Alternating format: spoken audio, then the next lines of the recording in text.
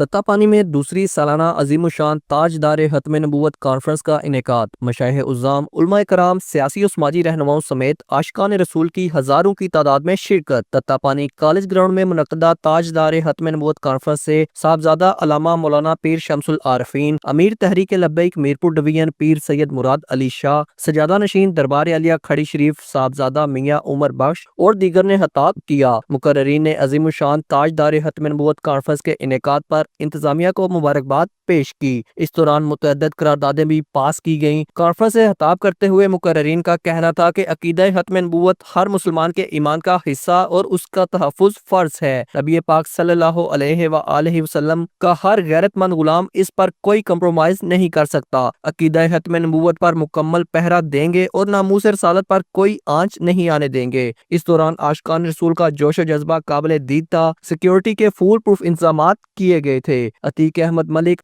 JK news, تتا پانی۔